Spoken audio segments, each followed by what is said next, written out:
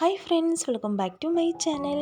இன்றைக்கி நம்ம வீட்டில் இருக்கிற கம்மியான இன்க்ரீடியன்ஸ் வச்சு ரொம்ப ஹெல்த்தியும் ரொம்ப டேஸ்டியுமான ஒரு பலகாரம் செய்ய போகிறோம். வாங்க செய்கிறது எப்படின்னு பார்த்துக்கலாம். இதுக்கு மெஷர்மெண்ட்டுக்கு ஒரு பவுல் எடுத்திருக்கேன். அந்த பவுலில் ஒரு பவுல் அளவுக்கு தேங்காய் துருவல் எடுத்திருக்கேன். மீடியம் சைஸ் இருக்கிற தேங்காயிலேருந்து அரை மூடி தேங்காய் நல்லா சிரவி எடுத்துட்டோம். இப்போது ஒரு மிக்ஸி ஜார் எடுத்துக்கோங்க. மிக்ஸி ஜாருக்குள்ளே நம்ம இந்த சிரவி வச்சுருந்த தேங்காயெல்லாம் நம்ம சேர்த்திடலாம். அது சேர்த்தினதுக்கப்புறம் பார்த்திங்கன்னா ஒரு டம்ளர் தண்ணி ஊற்றிட்டேன். இதையே நம்ம ஃபைன் பேஸ்ட்டை நம்ம அரைச்சி எடுத்துகிட்டு வர போகிறோம். இப்போ இதையே நம்ம நல்லா ஃபைனாக அரைச்சி எடுத்துட்டோம். இப்போ இதையே பாருங்கள், இதோட தேங்காய் பால் தான் நம்ம எடுக்க போகிறோம். அதுக்கு மெஷர்மெண்ட்டுக்கு எந்த பவுல் எடுத்துகிறோமோ அதே பவுலில் நான் வடிகட்டி எடுக்க போகிறோம். ஏன்னா உங்களுக்கு தெரியணுங்கோசரம் நான் அதே பவுல் எடுத்திருக்கேன். இப்போது அது ஒரு ஸ்பூன் வச்சோ இல்லை ஒரு கை வச்சோ நீங்கள் நல்லா புழிஞ்சு இந்த மாதிரி எடுத்துக்கோங்க. இது ஒரே ஒரு வாட்டி தான் நம்ம அரைச்சி எடுத்துருக்கோம். அதனால் இந்த தேங்காய் துருவல் நீங்கள் கட்டால் போட வேண்டாம். நீங்கள் பொரியல், சட்னி ஏதாவதுக்கு நீங்கள் யூஸ் பண்ணிக்கலாம். இதாங்க ஓரமாக நம்ம வச்சிடலாம். தேங்காய் பால் பாருங்கள், ஒரு பவுல் இருக்குது, அங்கே இருக்கட்டும். இப்போ அடுப்பு பற்ற வச்சு ஒரு பாத்திரம் வச்சுருக்கேன். மெஷர்மெண்ட்டு கப்புக்கு அந்த ஒரு கப் அளவுக்கு வெல்லம் எடுத்திருக்கேன். அதே கப்பில் ஒரு கப் அளவுக்கு தண்ணி ஊற்றி இப்போ இதையே நல்லா நம்ம மிக்ஸ் பண்ணி விட்டுடலாம். அதுக்கப்புறம் நம்ம லிக்விடாக பண்ணி எடுத்துகிட்டு வர போகிறோம். இப்போது நல்லா மிக்ஸ் பண்ணிக்கோங்க. இப்போ இது நல்லா லிக்விடாக வந்துடுச்சு. நமக்கு கம்பி பதமெல்லாம் தேவையில்லை. இந்த மாதிரி தான் நமக்கு வேணும். இதை அடுப்பை ஆஃப் பண்ணிக்கலாம். அதுக்கப்புறம் நம்ம ஆறுனதுக்கப்புறம் நல்லா வடிகட்டி ஒரு பவுலில் நம்ம மாற்றி வச்சிடலாம். இப்போது ஒரு டம்ளர் அளவுக்கு ராகி மாவு எடுத்திருக்கேன். அடுப்பு பற்ற வச்சுக்கோங்க. ஒரு கடாயை வச்சு அடுப்பு லோ டு மீடியம் ஃப்ளேமில் வச்சுக்கோங்க. அதுக்கப்புறம் இதையே நாம் ராகி மாவு அதுக்குள்ளே சேர்த்து நம்ம நல்லா ஃப்ரை பண்ணி எடுக்க போகிறோம். இதோட பச்சை வாசனை எல்லாம் மாறி கொஞ்சம் லைட்டாக கலர் சேஞ்ச் ஆகி நமக்கு நல்லா ஒரு ஃப்ரை ஆகும்போது ஒரு வாசனை வரும். அது வரைக்கும் நீங்கள் ஃப்ரை பண்ணி நீங்கள் நல்லா எடுத்துக்கோங்க. அடுப்பு நீங்கள் லோ ஃப்ளேமில் போட்டுக்கோங்க, இல்லைன்னா டக்குன்னு அது கரிஞ்சு போயிடும். அதுக்கு தான். இப்போ இது கரெக்டாக நமக்கு ரெடி ஆகிடுச்சு. நீங்கள் அடுப்பை ஆஃப் பண்ண வேண்டாம். வேறு கடாயை நம்ம வச்சிடலாம். அதுக்குள்ளே இதை எடுத்து நம்ம ஆறுனதுக்கப்புறம் வேறு பவுலுக்கு மாற்றி வச்சிடலாம் ராகி மாவை. இப்போ வேறு கடாயை வச்சுட்டோம். ஒரு டீஸ்பூன் அளவுக்கு நெய் சேர்த்திட்டோம். அது கொஞ்சம் நல்லா மெல்ட்டாகி வரும். உங்கள்கிட்ட கையில் இருக்கிற நட்ஸு எதுவாக இருந்தாலும் பரவாயில்ல. நம்மக்கிட்ட எப்போவுமே அவைலபிளாக இருக்கிறது இந்த கேஷ்யூ தான். அதையும் நீங்கள் சேர்த்து நல்லா ஃப்ரை பண்ணி நீங்கள் எடுத்துக்கோங்க. பாதாமோ பிஸ்தா அந்த மாதிரி எல்லாம் இருந்தாலும் கூட நீங்கள் சேர்த்திக்கலாம். இது அங்கே இருக்கட்டும். இப்போது ராகி மாவு வேறு பவுலுக்கு மாற்றியிருந்தோம். அதுக்குள்ளே நாம் மெஷர்மெண்ட் கப்புக்கு அந்த ஒரு கப் அளவுக்கு வெள்ளை லிக்விட் எடுத்து நம்ம இந்த ராகி மாவுக்குள்ளே நம்ம சேர்த்து நம்ம நல்லா மிக்ஸ் பண்ணிக்கலாம். ஒரு பவுல் ஃபுல்லாக நான் ஊற்றிட்டோம் பாருங்கள். அதுக்கப்புறம் அது முடிச்சதுக்கப்புறம் அந்த ஒரு பவுலில் நம்ம தேங்காய் பால் வச்சுருந்தோம் இல்லையா, அதையும் நம்ம கொஞ்சம் கொஞ்சமாக நம்ம சேர்த்து நம்ம நல்லா ஃபைனாக மிக்ஸ் பண்ணி எடுத்துக்கோங்க. நீங்கள் ஃபுல்லாகவே நீங்கள் சேர்க்க வேண்டாம். கொஞ்சம் கொஞ்சமாக சேர்த்து நீங்கள் பேஸ்ட் மாதிரி நீங்கள் பண்ணி எடுத்துக்கோங்க. இப்போ பாருங்கள், எல்லாமே இந்த ஒரு பவுல் வெல்லம் லிக்விடு, ஒரு பவுல் தேங்காய் பாலும் சேர்த்ததுக்கப்புறம் பார்த்திங்கன்னா எனக்கு இந்த மாதிரி கன்சிஸ்டன்சி தான் வந்துருச்சு.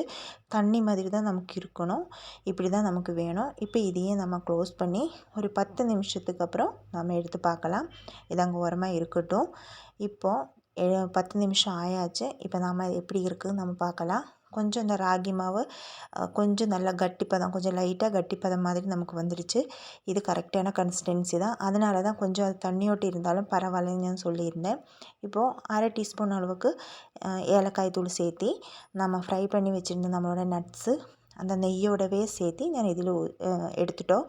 அதுக்கப்புறம் இதையும் நம்ம நல்லா மிக்ஸ் பண்ணி விட்டுடலாம். உங்களுக்கு நெய் வாசம் பிடிக்கலைன்னா நீங்கள் நட்ஸ் மட்டும் நீங்கள் சேர்த்திக்கோங்க. நெய் சேர்த்துனா தான் இந்த பலகாரம் ரொம்ப டேஸ்டியாக இருக்கும். இப்போ ஒரு தட்டு இந்த மாதிரி எடுத்துக்கோங்க. அதில் கொஞ்சம் நெய் அப்ளை பண்ணி விட்டுடலாம்.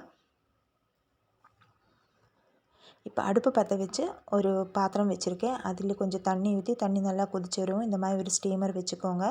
அதுக்கப்புறம் நம்ம நெய் அப்ளை பண்ணி வச்சு நம்மளோட தட்டு வச்சு நம்ம இதிலிருந்து ஒரு 4 தேக்கரண்டி அளவுக்கு மாவு ஊற்றிட்டோம். கரண்டி பார்த்திங்கன்னா என்னோடது சின்ன கரண்டி தான் நான் எடுத்திருக்கேன். இதை ரொம்ப கட்டியாக நம்ம ஊற்ற வேண்டாம். மாவு கொஞ்சம் தின்னாக தான் நமக்கு இருக்கணும். அதனால் அதை ஊற்றி மேலே ஒரு தட்டு வச்சுக்கோங்க. அதுக்கும் மேலே ஒரு தட்டு வச்சுக்கோங்க. ஏன்னா அதிலிருந்து தண்ணியெல்லாம் கீழே விழுகாமல் இருக்கிறதுக்கு தான் கீழே ஒரு தட்டு வச்சுட்டோம். 5 இல்லைன்னா ஒரு 6 நிமிஷத்துக்கு அப்புறம் நம்ம இது நல்லா வெந்திருக்கும். நம்ம எடுத்து பார்த்துக்கலாம். இப்போ பாருங்கள், இது நல்லா ரெடி ஆயிடுச்சு. இப்போ உங்களுக்கு இந்த மாதிரி ஒரு டவுட் இருந்தால் இந்த மாதிரி ஒரு டூத் பிக் வச்சு நீங்கள் இன்செர்ட் பண்ணி பார்த்துக்கோங்க. பாருங்கள், ஒட்டாமல் நல்லா வந்துருச்சு. அது பண்ண ஓரமாக இருக்கட்டும். இப்போது இந்த மாதிரி ஒரு குட்டி பவுல் எடுத்து இதுலேயுமே ஒரு 2 தேக்கரண்டி அளவுக்கு மாவு ஊற்றி இதையுமே நான் அதே மாதிரி பண்ணி எடுத்துகிட்டு வர போகிறோம்.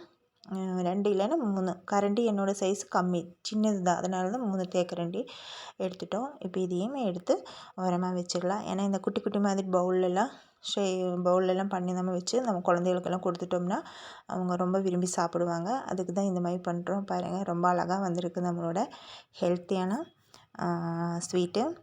ரொம்ப கம்மியான இன்க்ரீடியன்ட்ஸ் வச்சு தான் நம்ம செஞ்சுருக்கோம், ஆனால் ரொம்ப ஹெல்த்தி. இப்போ இதே ஒரு கத்தி வச்சு நான் கட் பண்ணி உங்களுக்கு எடுத்து காமிக்கிறேன்.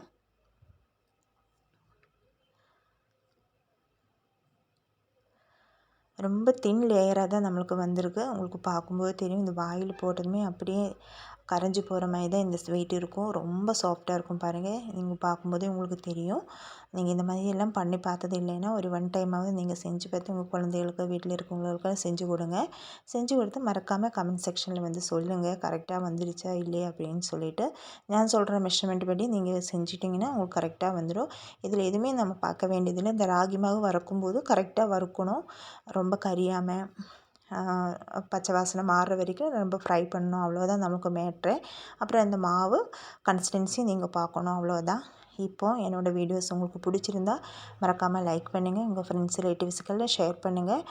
கொஞ்சம் நல்ல நல்ல ஹெல்த்தியான வீடியோஸ் எல்லாம் நம்ம சேனலில் இருக்குது, அதெல்லாம் விசிட் பண்ணி பாருங்கள். நாளைக்கு இன்னொரு ரெசிபி வெரைட்டி. பாய்.